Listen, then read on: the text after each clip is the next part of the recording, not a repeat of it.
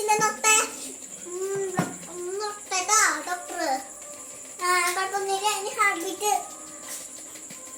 കുഴപ്പമൊന്നുമില്ല.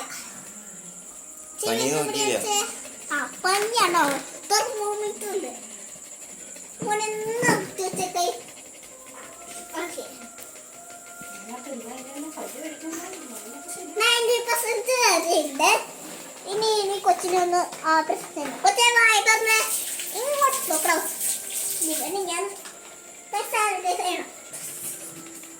വായോട്ട് കൊല്ലക്കറിയില്ലേ കൊച്ച്?